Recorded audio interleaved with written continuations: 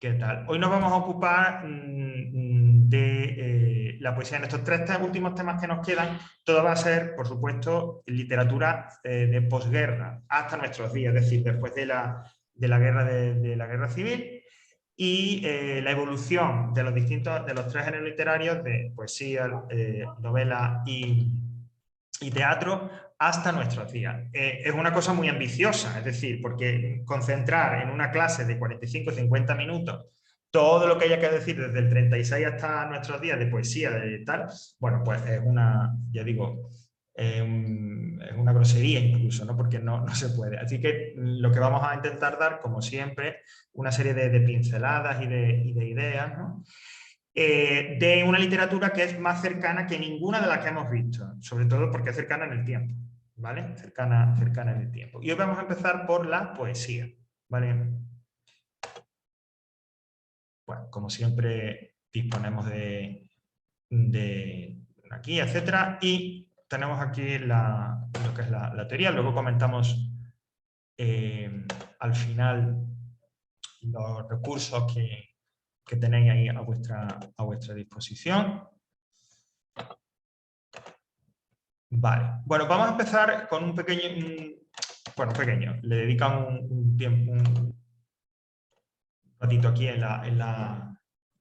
estáis viendo todo el tema, ¿no? De literatura, porque el otro día grabé una cosa y no se vio. Lo estáis viendo, ¿no? ¿Me lo confirmáis? Sí, sí, se ve. Ah, ok. Sí. Bueno, digo que vamos a hacer una introducción histórica y demás, pero bueno, vamos a intentar que no sea tampoco ni muy elaborada, ni muy densa, ni nada, ¿no? Empieza la teoría diciendo un poco, comentando lo que yo hacía, a lo que hacía referencia ahora, ¿no? De manera un poquito más burda y coloquial. Que hay mucho y muy variado, ¿no? Y todo tiene su relevancia, todo puede tener su importancia, ¿no? En este tránsito, en este viaje desde el 36, como digo, mejor dicho, después de la guerra hasta nuestros días, como decía ahí, gente que se queda en España, gente que va al exilio, gente que ya, o poetas que ya estaban escribiendo, como dice la generación anterior, y que siguen escribiendo. Es decir, que hay un mare magnum de estilos, obras, personalidades, ¿no? Que a veces hace difícil que nuevas propuestas o nuevos acercamientos a la poesía destaquen, ¿no? Porque ya digo, hay tanto y muchas veces tan bueno que lo novedoso, lo diferente a veces queda un poco, puede quedar tapado por lo que ya hay. Pero no obstante, nosotros vamos a intentar, como ya digo, ofrecer un poco un panorama general, deteniéndonos en los elementos, en las propuestas o las corrientes más importantes o más destacadas, en las que, bueno, pues todo el mundo cuando tiene que hacer un resumen de esto coincide, ¿no? Claro está, todo esto arranca, pues lógicamente después en el caso de España, después de la guerra civil. Creo que ninguno de los que estamos aquí afortunadamente hemos vivido un hecho semejante, pero al menos con la imaginación puede uno hacerse una mínima idea de cuál puede ser la situación de un país tras un conflicto, ¿no? Bueno, pues es decir, todo arrasado a nivel político, económico, espiritual, etcétera, etcétera, ¿no? Es lo que podemos deducir. Eso lógicamente va a tener una traslación luego en el campo literario, ¿no? No solo ese momento justo después de la guerra, sino todo lo que posteriormente el régimen que se instaura y demás hasta el 75, ese entorno económico, político, social, ¿no? Incluso espiritual, tiene una traslación lógicamente directa en la literatura según vamos a ir viendo.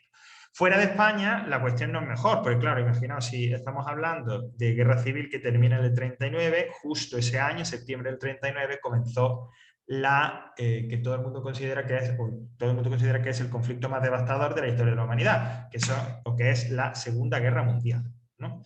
Que se extiende hasta el 45, luego el mundo se divide en esos dos bloques, el bloque que se llamaba del mundo capitalista, del mundo libre, o como queramos designarlo, dirigido, construido por Estados Unidos, y el bloque socialista, comunista, etcétera, de la URSS, ¿no? Y durante todo ese tiempo, es decir, desde el final de la Segunda Guerra Mundial hasta quizás la caída de 1989 del muro de Berlín, se produjo lo que... Hola, hola Pilar, ¿qué tal? Se produce, da lugar lo que se llama la Guerra Fría, ¿no? Que es ese enfrentamiento entre esas dos potencias, que nunca fue un enfrentamiento directo, sino a través de tensiones diplomáticas, etcétera, o bien a través de conflictos menores entre los cuales, a partir de los cuales se enfrentaban. Europa sale destrozada completamente, claro está, de la guerra, pero en contra de lo que muchos pensaban, y gracias, entre otras cosas, que también conviene recordarlo, a la ayuda, ingente ayuda económica de Estados Unidos, Europa sale adelante y recupera, no solo recupera la prosperidad y el crecimiento económico que había tenido, sino que como ya sabemos, bueno, pues se multiplica y da lugar a un poco a esta sociedad actual nuestra, sociedades democráticas de consumo y demás, ¿no? Hay un fenómeno que también se produce, y es que cuando acaba la Segunda Guerra, quiero decir, un fenómeno un tanto anacrónico, y es que cuando acaba la Segunda Guerra Mundial todavía había países, potencias europeas, sobre todo Gran Bretaña, que tenían restos del imperio. Una de las exigencias que Estados Unidos dio o pidió a los países europeos durante la Segunda Guerra Mundial, directamente a Churchill, y luego para las ayudas y demás, era que se deshicieran de esos territorios. No era como que Estados Unidos pues, se daba cuenta que eso no casaba ya con el mundo en el que se vivía, ¿no? Bueno, independencias se estuvieron produciendo hasta los años 60, imaginaos, del 45 hasta el 60. Dentro de un contexto internacional, bueno, pues de libertad, de surgimiento, como digo, de nuevos países, ¿no? Mezclado también con la Guerra Fría, los bloques ideológicos, etcétera, etcétera, etcétera. Algunas independencias fueron más suaves o más pacíficas, otras, como por ejemplo, quizás la guerra que fue la guerra de Argelia entre Francia y los independentistas argelinos, bastante sangrienta, ¿no? Bueno, todos estos países ahí mencionan, formaban parte de lo que antes se llamaba, creo que ya esa clasificación está un poco anticuada, tercer mundo. Bueno, hay, como decía, muchas corrientes de pensamiento, de ideas, de reflexión, etcétera, pero sobre todo hacia la mitad del siglo XX, por el desarrollo de los acontecimientos, aunque, como digo, en el caso de Europa y en Estados Unidos también, por supuesto, periodos de gran crecimiento económico, de riqueza y de bienestar, empieza a surgir un desencanto, sobre todo en la gente más joven, de estas sociedades desarrolladas. Es curioso, ¿no? Es decir, que ha habido una guerra terrible, las sociedades se han recompuesto, han llegado a un periodo o han llegado a un momento de bienestar y de desarrollo como nunca antes se ha conocido, pero ello lleva a que las nuevas generaciones se encuentren con un vacío emocional, espiritual, es decir, como que no encuentren su sitio, ¿no? Eso sobre todo se produce, como digo, a partir quizás de la mitad del siglo XX, los años 60. Bueno, este espíritu, esta sensación de desencanto, sobre todo entre la gente más joven, que luego contagia a intelectuales y demás, da lugar a corrientes de pensamiento, entre ellas el existencialismo. Nosotros ya hemos venido hablando de existencialismo a lo largo de todo ¿no? este recorrido por la literatura. Y yo siempre decía, asociadlo a algo negativo, asociadlo a algo negativo. Bueno, ahora ese existencialismo cobra cuerpo e influencia en el arte, en la literatura, a partir de lo que ocurre, como digo, en Francia sobre todo, ¿no? Donde se encuentra el máximo exponente, bueno, no sé, debería decir, no diría creador, pero sí el máximo exponente de esta corriente, que es Jean-Paul Sartre, que fue un auténtico agitador cultural y una figura clave sin la cual no se puede entender no solo Francia, sino toda esta corriente intelectual, estas corrientes intelectuales del siglo XX, ¿no? Ese existencialismo, y lo que propugna Sartre, es una reflexión, como dice ahí, sobre los temas más importantes, los temas de la vida, la muerte, el ser, etcétera, es decir, temas propios de la existencia del ser humano, teniendo en cuenta que el mundo desde el punto de vista de esta corriente, en el que yo tengo que hacer esa reflexión, en definitiva el mundo en el que se encuentra y se enfrenta al hombre es un mundo despiadado, hostil, etc. Y esto además lo unía, de ciertas reflexiones, desde el punto de vista existencialista, lo unían a un carácter social, o a un punto de vista, a una intención social, ¿no? Es decir, vienen a decir, bueno, este mundo es un desastre, es horrible, yo me tengo que enfrentar a él, tengo que acomodarme a él, tengo que adaptarme, y es un mundo tan horrible que además una de sus consecuencias es que socialmente pues hay todo este tipo de explotación, abuso, etcétera, etcétera. Bueno, así a grosso modo, muy a grosso modo, es lo que proponía el existencialismo, ¿no? Centrándonos en España, como ya digo, bueno, pues ese periodo posterior a la guerra es un país totalmente exhausto, materialmente, socialmente, políticamente y espiritualmente, ¿no? Es decir, aunque me dice, pero es que solo fueron 3 años, pero son 3 años tan intensos de una guerra tan terrible como son todas las guerras entre hermanos, entre comillas, que el país estaba totalmente destrozado, como digo. Bueno, económicamente, bueno, pues no hay comida, racionamiento, penuria, falta de alojamiento, lógicamente. Hay una práctica que hoy, bueno, pues diríamos, no sé, contrabando, pirateo, que se llama el extraperlo, que era ir a comprar, por ejemplo, cruzar la frontera a Francia o a Portugal, comprar ahí productos y revenderlos en España de forma ilegal, ¿no? Lógicamente la riqueza está desigualmente repartida, etcétera, etcétera. Este periodo de inestabilidad, lógicamente no va a acabar hasta mediados del año 50, sobre todo cuando España se abre al mundo, porque hasta ese momento España está cerrada. Ten en cuenta que cuando acaba la Segunda Guerra Mundial, España es una dictadura ahí, ¿no? Todo alrededor son democracias, salvo Portugal, y España queda como una dictadura aislada hasta que a mediados de los 50 y evidentemente por un interés estratégico muy importante, se acepta a España en la comunidad internacional, en la parte, digamos, del mundo libre, etcétera, y con la aquiescencia de Estados Unidos, etcétera, se reincorpora, como digo, a la comunidad internacional y la economía empieza a liberalizarse y a desarrollarse, ¿no? Ahí menciona una serie de elementos como, por ejemplo, los planes de estabilización de 1959, que durante la próxima década o 15 años dará lugar a que España pase de ser un país eminentemente agrícola a ser un país con una economía medianamente estable y en el que sus habitantes alcancen cierto bienestar, ¿no? Eso también dará lugar, tendrá una serie de consecuencias políticas también, ¿no? Una vez que ya pasa la guerra y cuando empiece a estabilizarse el país, empezarán también, lógicamente, a partir del año 50, aunque se intensifican en los 60, todas las protestas de carácter social, ¿no?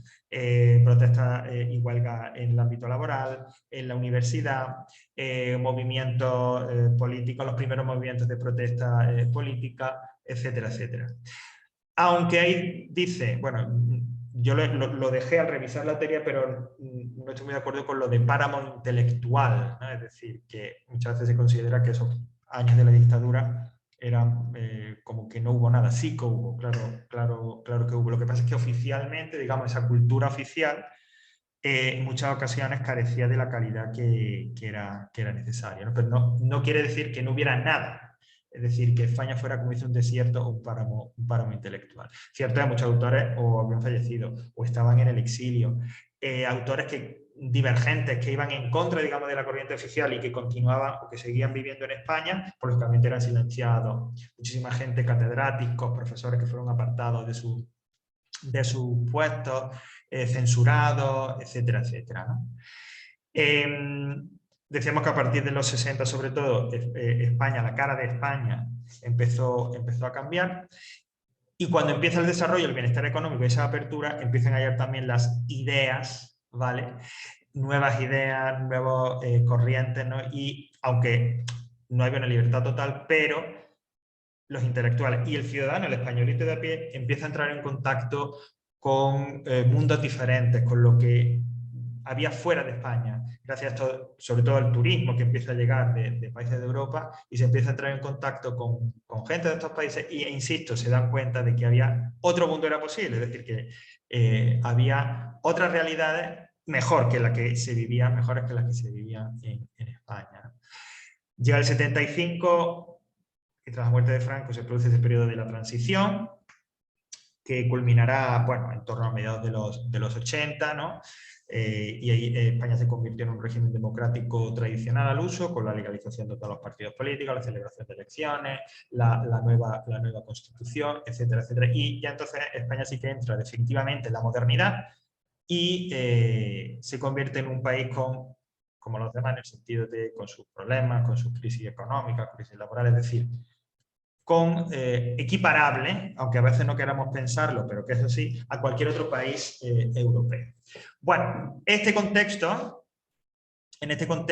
de, pues imaginaos, de 80, 90 años casi, en el que vamos a desarrollar, vamos a poner un poco esos hitos literarios, ¿no? En ese tapiz histórico vamos a ir señalando los diferentes hitos. Bueno, vamos a volver para empezar a algo que ya comentamos al terminar el bloque literario anterior de la generación del 27, es a Miguel Hernández.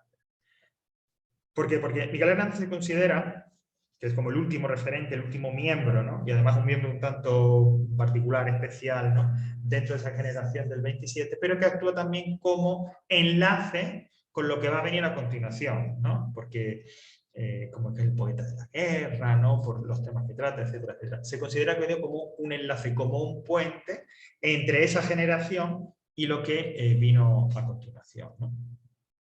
Durante la guerra, una vez que finaliza y tras ella, hay un auge de lo que se llamó la poesía impura. ¿Qué quiere decir eso de impuro? Bueno, pues cuando en poesía se habla de impuro, de impureza, se habla de la preocupación por el ser humano, de sus emociones, de sus sentimientos, ¿no? A eso se le llama impura, frente a una poesía más pura, que es una poesía más, como digamos, más intelectual, más cerebral, más abstracta. Pues poesía pura es poesía impura. Lógicamente, si el panorama que hemos visto era el que era, con ese sufrimiento que había, los intelectuales, que siempre son sensibles a las realidades, tiran un poco en torno, o tiran más por esta tendencia, por esta corriente de poesía impura. Los temas, bueno, son muy, muy variados, ¿no? Pero hay uno que predomina, en sentido literal y figurado, que es el de la patria perdida. Claro, estamos hablando, lógicamente, de aquellos poetas o aquellos artistas que se han asociado de alguna manera con la República y por lo tanto se encuentran en el bando perdedor. Decía patria perdida de forma literal, porque lógicamente han perdido, el país va a cambiar, ya no es el país, no es su país, las derrotas siempre son horribles, ¿no? Ahí dice el tono amargo, pero también en un sentido figurado, ¿no? Lo comentaba también en el tema anterior. Ese proyecto de patria, esa España nueva, moderna, diferente que querían, también se ha perdido. La que ellos querían para siempre. Claro está, hay poetas, como hemos dicho, que saldrán al exilio, poetas que se esconden, poetas que fallecen, es decir, hay un poco de todo. Con lo cual se mezclan, por lo tanto, muchos estilos, como decía, y a su vez hay mucha influencia, muchos influjos de lugares y de corrientes muy diversas. Los poetas del exilio, muchos caminan o muchos viajan a América, pero hay otros también que se distribuyen por Europa, ¿no? Por lo cual el contacto que van a tener con autores, corrientes de estos lugares es importante, y ese contacto con esa corriente y con esos autores va a influenciar también va a influenciar a su poesía, ¿no? Es decir, que esa poesía, sobre todo la del exilio, es una poesía muy variada, ¿no? Sumándola luego a lo que encontramos aquí también dentro del país. En cualquier caso, esa poesía de los exiliados, o es el sentimiento poético que exhala esa poesía de estos autores, está siempre dominado, como dice ahí, por la nostalgia, por los recuerdos, por ese deseo, no ya deseo, ansia, ¿no? de regresar, ¿no? Bueno, y esto es común, yo siempre cuando llego a este punto siempre me gusta comentarlo. Bueno, no sé si, creo que entre nosotros no hay nadie que haya tenido, o sea, ningún inmigrante, nadie que proceda de otro país. De repente esto sí lo va a ver alguien, sí lo van a ver compañeros que son inmigrantes. Y ese sentimiento es común, ese sentimiento de... Da igual por la situación por la que se haya emigrado, aunque si ha sido por una situación adversa, esos sentimientos lógicamente se ven potenciados, ¿no? Pero esa idea de la nostalgia, de ser el recuerdo por lo que fue y quizá ya no es común a ese fenómeno, ¿no? En cualquier caso, esa poesía del exilio inicia, digamos, como dice ahí, o permite hablar también de que inician estos poetas una nueva época, una nueva etapa también de la lírica, ¿no? De la poesía en España. Pero de lo que queda aquí, como digo, Miguel Hernández es ese puente, ¿no? Entre el 27 y lo que viene después. Es el poeta de enganche, su poesía es la poesía de enganche con lo que viene antes y la referencia para los que van a empezar a escribir a partir de ahora, ¿no? Fíjense, el sufrimiento es el elemento que articula su poesía, ¿no? Recordad que hablábamos de las tres heridas, ¿no? En su momento, ¿no? Es un poeta, si habéis leído algo, si echasteis un vistazo a la antología que se juntaba allí, que tiene esa apariencia de sencillez, que no es sencillo, pero siempre tiene un tono, sobre todo en sus últimas poesías, o en las poesías de su tercer periodo, un tono cálido, amable, cercano, ¿no? Porque es como un poeta del pueblo, ¿no? De hecho, él le gustaba un poco que se le calificara o que se pensara en él de esa manera, ¿no? Pero esas poesías cálidas, cercanas, muy emocionales, muy emotivas, ¿no? De emoción, siempre emoción desde el sufrimiento, ¿no? Porque lógicamente le toca vivir un momento muy complicado y que genera todo ese sufrimiento que, como digo, muestra en su poesía. Él, ya sabe que se fue a luchar al frente, lucha en la guerra civil, crea y recita poesía cuando está en la guerra. De hecho, está este libro suyo, Vientos del Pueblo, que bueno, pues es una poesía bastante comprometida, ¿no? Su estilo, un poco conectando con lo que estaba diciendo, es un estilo culto y sencillo, que precisamente era una de las características que decíamos, o que al menos yo destacaba como esencial dentro de la generación del 27, ¿no? Entonces, ese estilo, esa dualidad entre lo oculto y lo sencillo, esa intensidad de sus sentimientos, como digo, capital en su poesía y que definen esa trayectoria poética, terminarán en la cárcel, porque sabéis que él fallece enfermo en la cárcel. Pero aún así, dentro de la cárcel, como mencionábamos, escribirá Cancionero Romancero de Ausencias, ¿no? Que ya será recopilado y publicado posteriormente. Y que tiene perfectamente, que responde perfectamente a esas características de poesía emocional, culta y a la vez sencilla. ¿Qué expresa ahí? Pues bueno, hay un sentimiento o una expresión muy fuerte del sentimiento por la pérdida de su hijo, ¿no? El primer hijo falleció y siente esa ausencia.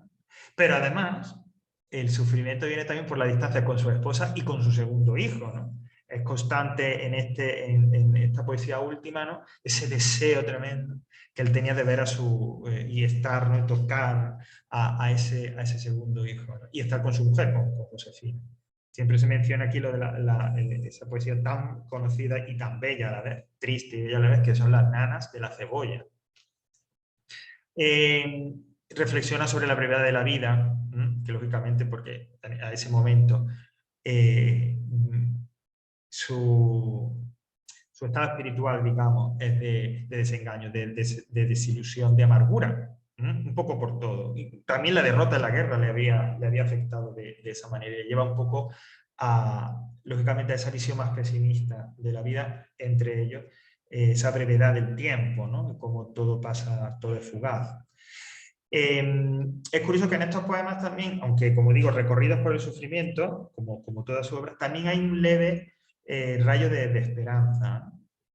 Todo lo que tiene que ver con la guerra y el compromiso social, como ha sido derrotado, eso le produce un dolor muy fuerte, pero se se contrasta con la esperanza que le produce el amor por su hijo, el amor por su esposa, ¿no? Pensando que algún día podrá estar con ellos. Y la esperanza de que ese hijo haga, o sea, algo diferente, ¿no? Cree o viva en una España diferente, ¿no? Por eso se habla ahí de un símbolo del futuro.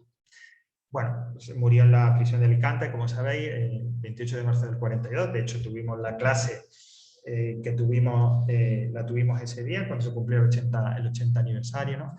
Y dejó esa inscripción, ¿no? Adiós, hermanos, camaradas y amigos, despedidme del sol y de los trigos, ¿no? Que condensa, fijaos que es como una frase larga, pero ese grabado que hizo en la prisión, ¿no? Pues deja un poco, resumido un poco toda su obra, todo él.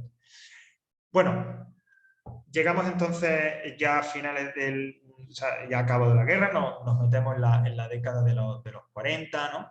Que bueno, que lógicamente eso sí que fue 40-50, si tenéis familiares. Mi padre, por ejemplo, que sí que vivió en su momento, él nació de hecho en el 42.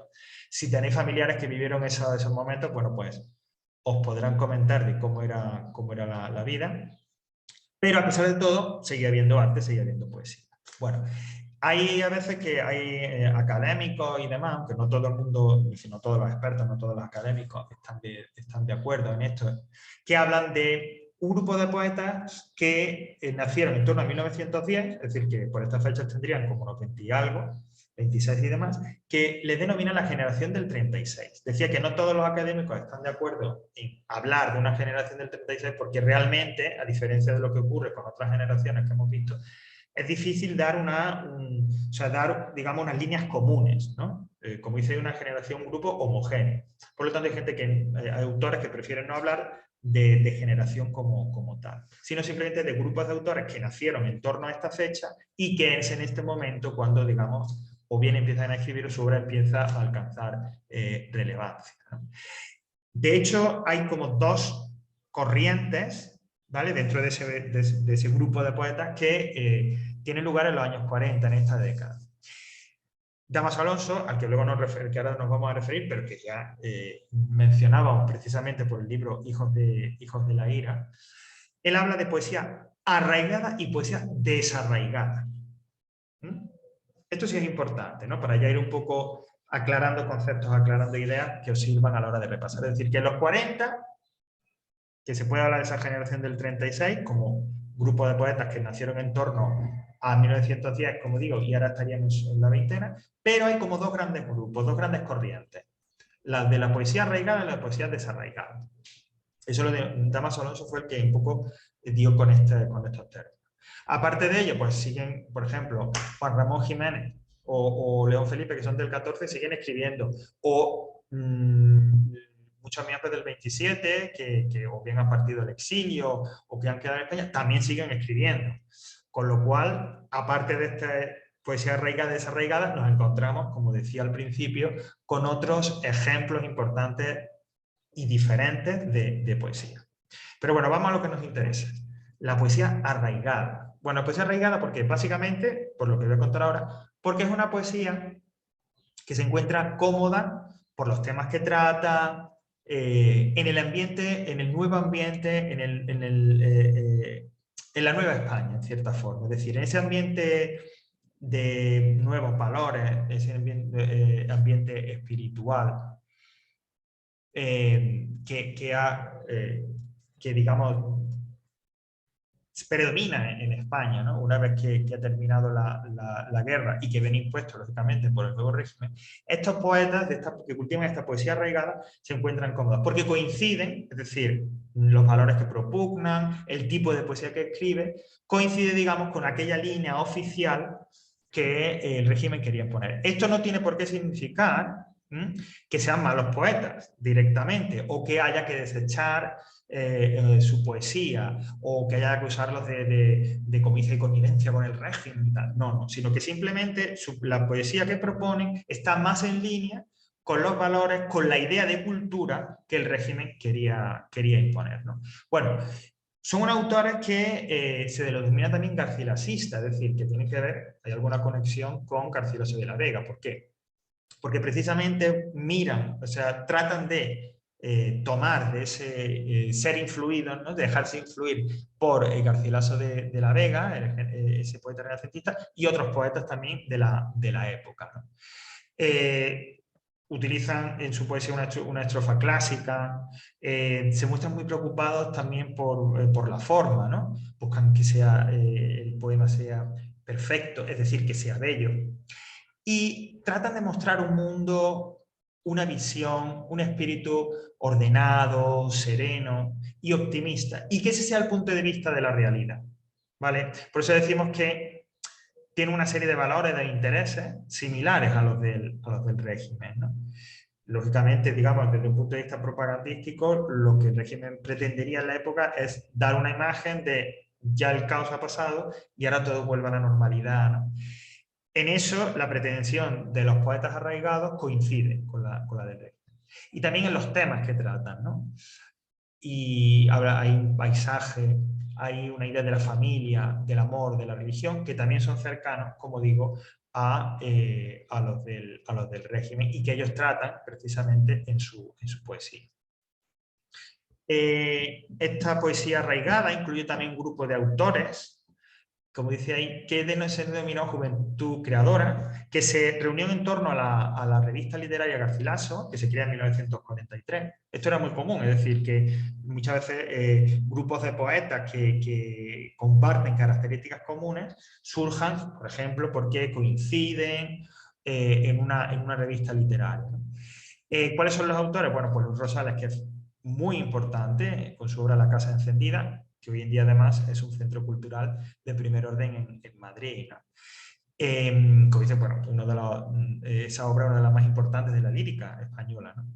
O Luis Felipe Vivanco, o Leopoldo Panero, que es otro poeta que nada más que por sus, digamos, peripecias vitales o los aspectos, digamos, vital, más que el literario, ya ahí tendría bastante interés, ¿no? Donde destaca pues la ternura, la sencillez, que por ejemplo demuestra en su obra La Estancia. Y frente a esta poesía arraigada está la poesía desarraigada, que lógicamente no es difícil pensar que sería la cultivada por aquellos que quedan en el otro bando, el de los perdedores, el de los republicanos, etcétera, etcétera. Ellos viven, la poesía como tal, la viven como una reacción, como dice frente a ese mundo horrible en el que se encuentran, frente a la miseria, la desolación que ha traído la guerra, ¿no? Lógicamente, quiero decir, no es raro pensar que los autores de la poesía desarraigada tengan o se identifiquen intelectualmente con el existencialismo, como hemos dicho antes, ¿no? Que es establecer una reflexión sobre los aspectos importantes de la vida, los aspectos que definen la existencia del ser humano, dentro de un mundo hostil, y violento en el que se mueve. Es el polo opuesto, como dice ahí. Pero también, digamos, hay una revista literaria de referencia, en este caso es Espadaña, que se funda en 1944. Fijaos lo que dice Dámaso Alonso, que está dentro de esta poesía desarraigada, respecto a una frase, una cita que él tiene y que define un poco la idea de este grupo, ¿no? Dice, para nosotros el mundo nos es un caos y una angustia, y la poesía una frenética búsqueda de ordenación y de ancla. Es decir, lo que hay es un mare magnum, como si estuvieran en medio de un ciclón, en donde tú no encuentras pie, todo gira todo a tu alrededor, todo es un desastre, y la poesía fuera como el ancla, ¿vale? Que les va a permitir ordenar todo eso, dar sentido al caos, ¿no? Y darles estabilidad, ¿no?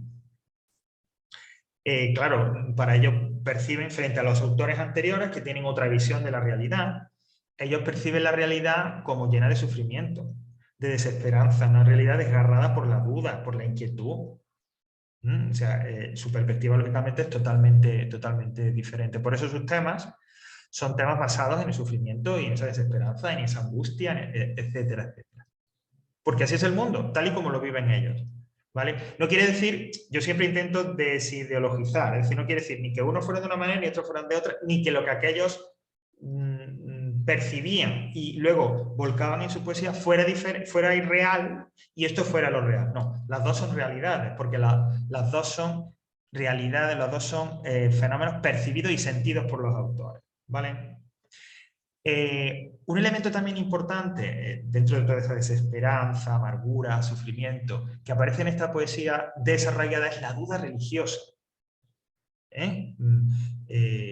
Por ejemplo, en Blas de Otero, que Blas de Otero es un poeta más relevante luego en la siguiente década, pero que también se menciona aquí. Y claro, es el Dios, se le pide, se le increpa, pero el Dios no responde. ¿Eso quiere decir que no existe? No. La idea es, como digo, la duda, la reflexión. ¿Dónde está? ¿Dónde se encuentra? ¿Por qué permite este sufrimiento? ¿No? Eso es un tema también relevante.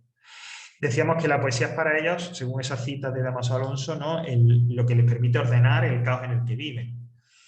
Por lo tanto, es una forma también de conocerse a sí mismos para enfrentarse mejor a ese mundo y de superar, como estamos diciendo, esa realidad y esos problemas.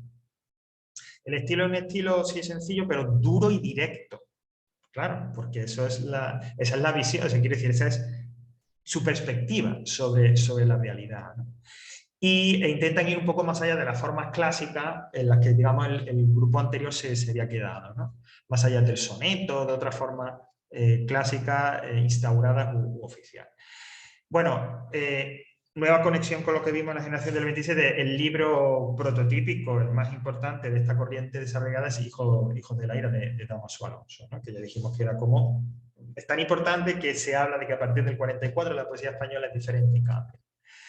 Hay otros autores, como he dicho, Blas de Otero, que se va a hacer más relevante en la poesía social, que viene en la década siguiente, ¿no? O Carlos Soño, o Gabriel Celaya, etcétera, etcétera. E incluso ya hace su aparición alguien que la generación de aquellos que estamos ya más cerca de la cincuentena, que es Gloria Fuertes, que recordaremos de nuestra infancia.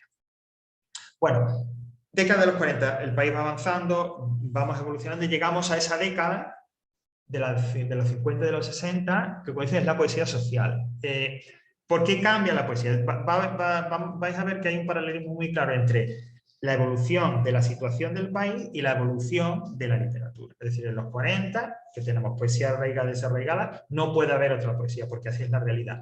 En los 50, sobre todo conforme va avanzando la década, España se estabiliza, empiezan a desaparecer o a aminorarse esos problemas de la carestía, del hambre, etc. Por lo tanto, da entrada a otras preocupaciones y otras prioridades para los españoles. Y eso también se refleja en la poesía. Por eso hablamos de poesía social.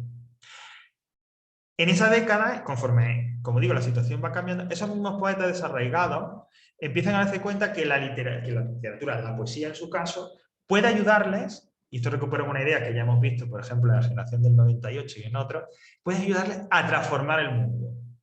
Que antes que ser objetos de belleza, de perfección, pues sí, de belleza, la poesía puede utilizarse como un arma para cambiar el mundo, para transformar, ¿no? Para transformar esa realidad en la que vive. Es decir, algo activista, convertirse en una forma de activismo, ¿no? Además, o mejor dicho, esto supone, es decir, si lo que quieren es transformar el mundo, utilizar la poesía para transformar el mundo, esta poesía tiene que llegar a más gente. Es decir, hay que involucrar a todo el mundo para que sean conscientes del cambio de la realidad, y para ello la poesía tiene que llegar a mucha más gente. Por lo tanto, el lenguaje, el estilo, se vuelve más claro e incluso linda lo coloquial. Cuando vimos esto en la lengua lo dijimos, coloquial no quiere decir vulgar, ¿vale? Sino quiere decir más llano, menos elaborado. Fijaos lo que dice Gabriel Celaya, que un poeta es un hombre, y como hombre no puede ser neutral. Es decir, el poeta se convierte, como digo, dentro de la idea de esta poesía social, en un activista, ¿vale? En un activista. ¿Qué características vamos a tener entonces en esta etapa, teniendo en cuenta esta idea? Pues espontaneidad, hay narratividad, es decir, los poemas, como reflejan esa realidad social turbulenta, van a contar, nos van a decir cosas. La humanidad, por supuesto, el ser humano ahí presente, y claro está el carácter social, es decir, la poesía se convierte en un elemento de denuncia social. E incluso se da cabida a la idea de la conciencia política, es decir, que a través de esa crítica social salga a la superficie también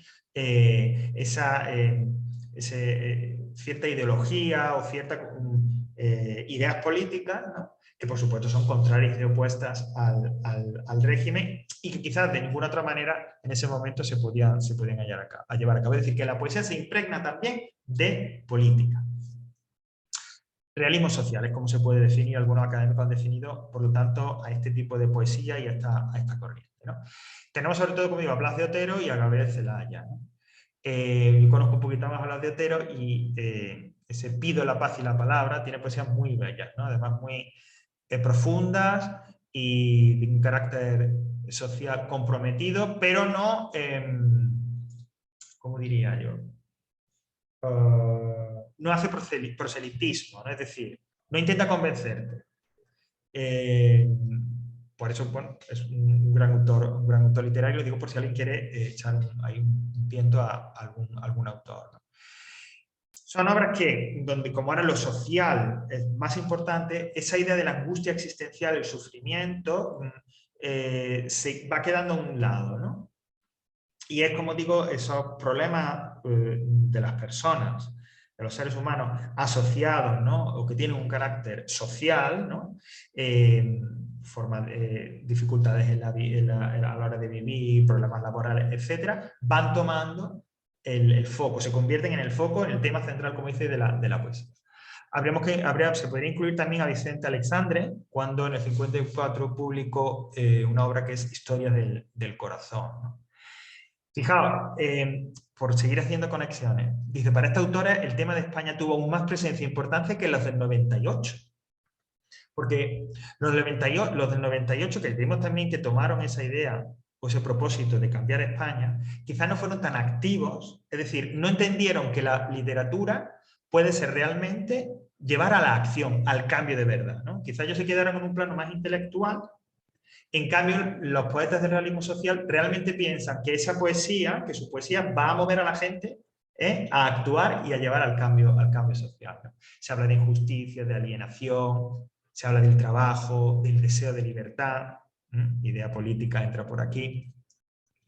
¿Pero qué es lo que ocurre? Pues lo que ocurre muchas veces cuando, en mi opinión, cuando el arte, mejor dicho, se le convierte en un arma de activismo social o político, que la gente se cansa de eso. Y los propios intelectuales y los propios creadores pronto se cansan de eso, ¿no? Y además, las circunstancias que va a vivir España en la década de los 60, la siguiente década, ya hacen incompatible, es decir, ya dejan a un lado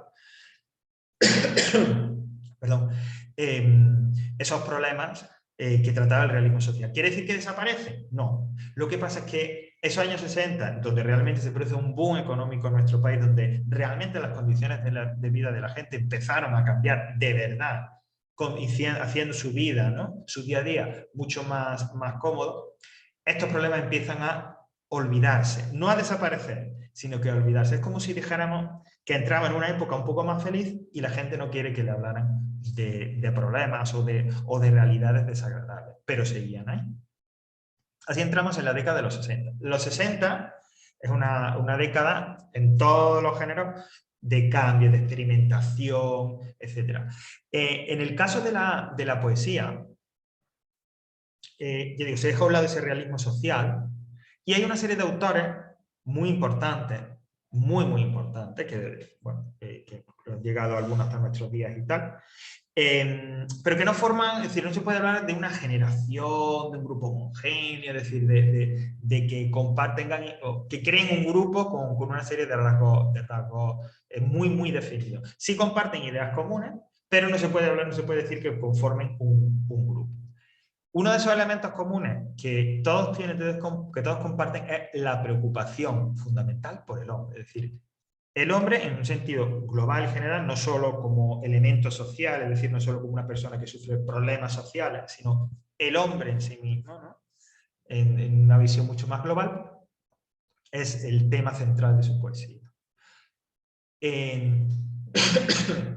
Que en cierta forma también conecta con lo que hemos visto del humanismo existencial, ¿no? Que ya trataban de alguna manera también los poetas desarraigados de la generación de los 40. Es decir, el hombre, hablar del hombre en todos sus aspectos sociales, emocionales, etcétera, etcétera, es lo que convierte, lo que caracteriza a la poesía de esta época y a los autores, ¿no? Como por ejemplo Ángel González, José Ángel Valente o Gil de Viedma, Jaime Gil de Viedma, ¿no? Son autores que, basándose en eso, basando en que ellos van a hablar del hombre, van a hablar de la humanidad, de las emociones, de sus problemas, de sus sentimientos, etc., muestran, como dice, un profundo inconformismo con la realidad, con el mundo en el que viven. Es decir, cuando hablamos de inconformismo, quiere decir que no se encuentran cómodos, no se reconocen en esa realidad o en ese mundo en el que viven, ¿no? Y son muy incrédulos, muy escépticos, ¿no? Es como si, imaginaos, ¿no? Una fiesta en la que todo el mundo se lo está pasando muy bien y está esa persona como que no encaja allí, no se siente cómodo.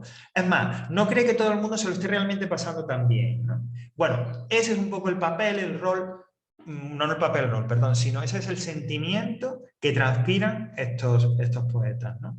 El caso que yo mejor conozco es el de Gil de Viedma. Gil de Viedma es un poeta de la altísima burguesía catalana, es decir, una persona que toda su vida vive en un ambiente acomodado, es decir, a priori uno dice, jope, pero este hombre, y más en una época como esa en la que vive, ¿por qué se va a sentir mal?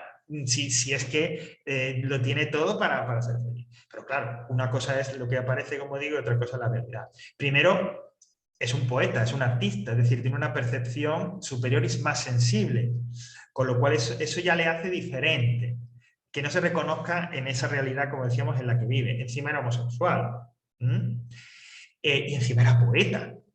Es decir, a pesar de estar dentro de ese mundo, ¿no? Como digo, se siente desplazado, no se siente cómodo, ¿no? Esa es la idea del inconformismo, del escepticismo que se transmiten en estos poemas, ¿no?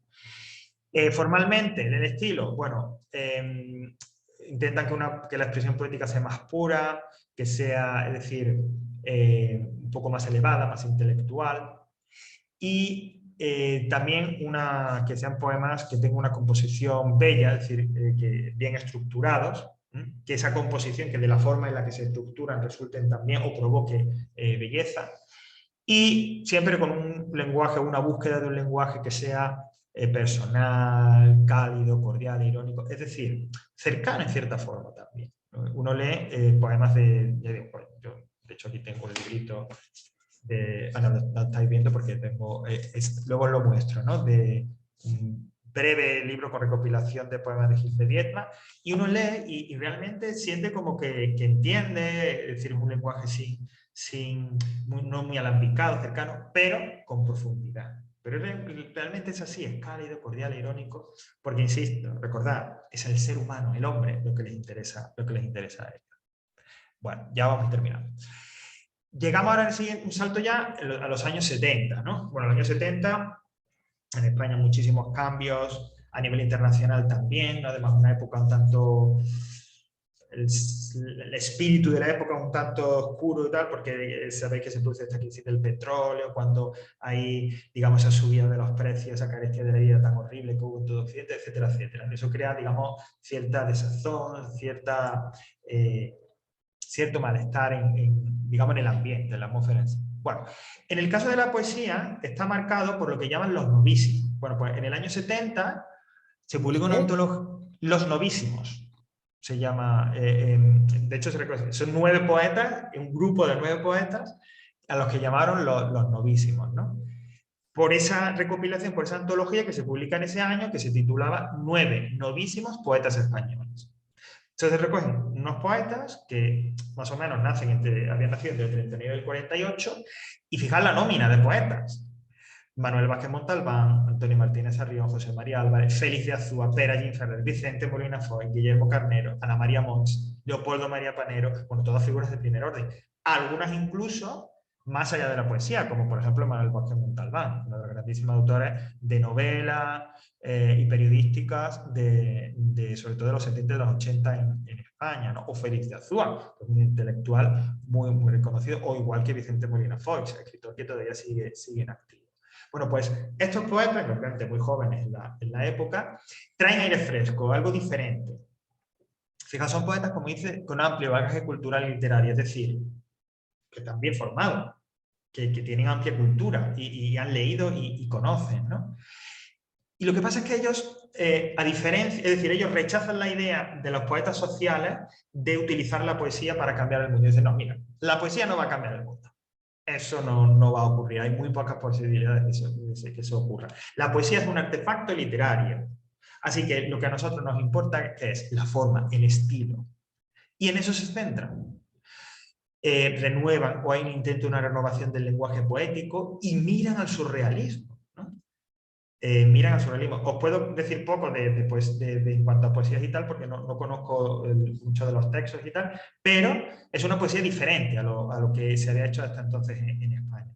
Es como si se iniciara una nueva vanguardia, ¿vale? En donde se da cabida a muchas cosas, por ejemplo, a temas personales. Se habla de la infancia, se habla del amor, pero a temas también de la actualidad. Fijaos, hay poemas de la guerra del Vietnam, de la sociedad del consumo, del cine. Es un elemento muy importante para los novísimos, que además muchos de ellos son muy cinéfilos. El cine entra ahí, es decir, es como si esa sociedad, esa cultura pop, ¿no? que en el arte, las artes plásticas es muy claro, muy evidente, entra en la poesía, ¿no? Una poesía que es provocadora, muchas veces con un tono a veces un tono agresivo y serio, y otras veces muy insolente y frívola. Es decir, como que aparentemente superficial, ¿no? Como digo, a veces esa insolencia, esa frivolidad lleva lógicamente al sarcasmo, ¿no? Y a esa visión fuertemente irónica de la realidad y de la sociedad. Y fijaos, desde 75 hasta hoy, bueno, y en 2 párrafos, bueno, ¿qué podemos decir? Bueno, lo que voy a decir respecto de esta última parte de la poesía, después de la transición, desde la transición hasta hoy, es lo que voy a decir también cuando veamos la novela y cuando veamos el teatro.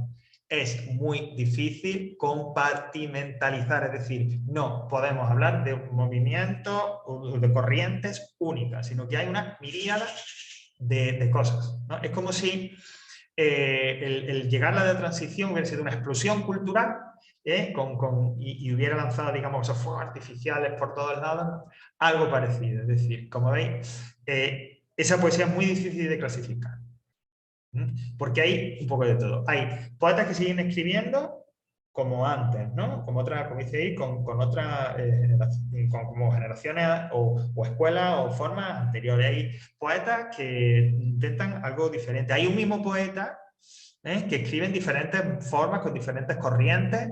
Es decir, que a la vez puede estar escribiendo como se ha escrito hasta ahora, con poesía de vanguardia o tal. Es decir, un mismo autor puede tener diferentes estilos en su obra, ¿no? La poesía ya no es un elemento para explicar el mundo. La poesía, y eso es quizás una tendencia que sí se ve desde el 75 y que incluso hoy en día se ve, como dice, es una poesía que el poeta utiliza para hablar de sus experiencias, incluso a veces sus experiencias más íntimas y cotidianas. La poesía más actual, desde ese momento de la transición hasta hoy, es una poesía profundamente individualista, en la que el poeta habla de sí, de sus experiencias, a veces, como digo, de experiencias muy cotidianas, ¿no? Yo siempre pongo todos los cursos que cuando hablamos de esto, hablo de que, por ejemplo, se puede dedicar un poema a tomar el café por la mañana. Y cómo vive el poeta esa experiencia, ¿no? De hecho, es una corriente de poética, que no es nueva, que ya viene de antes, que se le llama poesía de la experiencia. Gil de Viedma, por ejemplo, cultivaba también esa poesía de la experiencia, ¿no? En la que él habla de sí, de sus intimidades, de lo que siente y de lo cotidiano, de lo habitual, ¿vale? ¿Qué elementos así también generales se pueden ver? Bueno, pues que hay culturalismo, es decir, atención a la cultura, hermetismo, barroquismo. Quizá hay cierta poesía, cierta tendencia poética en la actualidad que lleva a que mucha gente, muchos lectores, nos alejemos o se alejen, que es esa cerrazón, ¿no? No cerrazón, el ser una poesía críptica, ¿no? Lo típico de, es que yo no me entero de nada, no sé qué quiere decir aquí. ¿vale? Bueno, eso es cierta tendencia desde mi punto de vista negativo, porque para ser profundo, para comunicar, no hay que ser incomprensible. No hay por qué escribir un poema que no se entienda. Bueno, por establecer, digamos, cierta agrupación, hay como dos corrientes, ¿no? Generacionales, porque se definen por el año de nacimiento de sus miembros. Por un lado, una corriente de los nacidos entre el 35 y el 50, que no estaban dentro de esa agrupación, de esa antología de los novísimos, como sea Antonio Colina, Antonio Carvajal, o los que han nacido después, ¿no? Como por ejemplo Luis Alberto de Cuenca, que sigue siendo muy activo, o Miguel Dors, ¿no? Bueno, en conclusión, como veis, diversidad de tendencias, multitud de poesías, multitud de preocupaciones, etcétera, etcétera, como no puede ser menos, digamos, en un periodo temporal tan amplio y con tantos cambios, ¿no? Es decir, esa imbricación entre la vida y el arte no se puede desechar nunca, ¿no? Entonces, todas las evoluciones históricas, sociales, políticas, espirituales, estéticas, influyen de manera definitiva en el arte y en cómo se hace el arte. Bueno, pues esto sería en cuanto a la literatura. Voy a volver un momento a la aula virtual. ¿Qué material tenéis así de refuerzo o para ampliar o para conocer un poquito más? Bueno, tenéis, como veis ahí, lo estoy proyectando ahora, una antología, amplia antología poética. Recordad lo que recomiendo siempre, que sea posible. Que cuando uno repaséis esto, ¿no? Habéis visto que esta vez empecé un poquito más complejo, más detallado que otras veces, que otros movimientos, porque había mucho que decir, había bastantes cosas, bastantes más cosas que en otras ocasiones, pero si es posible revisarlo junto con las poesías, es decir, junto con la obra, en lo que ese rollo que Javier te ha contado se ve, es mucho más, no solo más llevadero, sino que además te permite comprenderlo mucho mejor, ¿vale? Y también tenéis un archivo con el solucionario, con algunos ejercicios con comentarios y tal de poesía del siglo XX, para que también, por si queréis, ya digo, comprobar y echar un vistazo y practicarlo de alguna manera. ¿Vale? Bueno, pues más o menos a tiempo.